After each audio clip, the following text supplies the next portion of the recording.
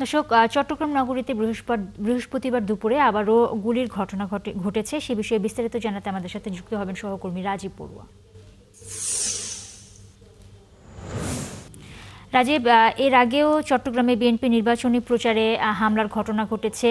আজকে কেন আসলে এই গুলির ঘটনা ঘটেছে, সেখানে কি হয়েছিল, বিস্তারিত ঘটনাটা যদি আপনি বলেন।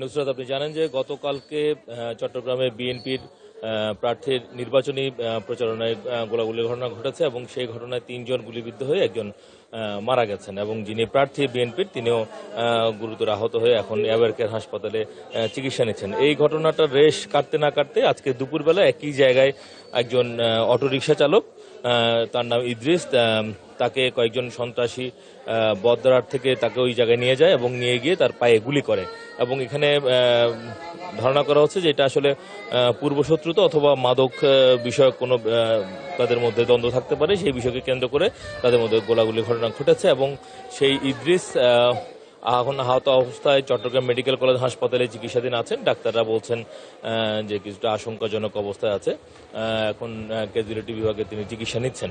এবং এই ব্যাপারে আমরা যখন আসলে সংশ্লিষ্ট থানায় বাজিত থানায় যোগাযোগ করি, এখন সেখানকার যিনি ভারপ্রাপ্ত কর্মকর্তা তিনি বলছেন যে তারা আসলে এই বিষয়ে কিছু জানেন না, অর্থাৎ তাদের কাছে এই ধরনের কোনো ইনফরমেশন নেই যে এখানে গোলাগুলির মতো ঘটনা ঘটেছে। গতকালকেও যখন এরকম গোলাগুলি ঘটনা ঘটলো এবং তাকে যিনি আহত হয়েছেন এবং মারা গেছেন তাদেরকে দেখতে পুলিশ কমিশনার গিয়েছিলেন এবং পুলিশ কমিশনার গিয়েও বলছেন যে আসলে সন্ত্রাসী যারা আক্রমণ করেছে তারা আসলে দ্রুত এসে দ্রুত চলে যাওয়াতে তাদের পক্ষে আসলে সম্ভব হয় না ধরতে। এবং এই পুলিশের আসলে এখানে যে যারা দায়িত্বে আছে, আইনশৃঙ্খলা বাহিনী যারা দায়িত্বে আছেন, তাদের আসলে এক ধরনের ব্যর্থতায় বলা যায় যে কয়দিন ধরে যে এখানে গোলাগুলি হচ্ছে চট্টগ্রামে এবং এর মধ্যে মানুষ মারা যাচ্ছে।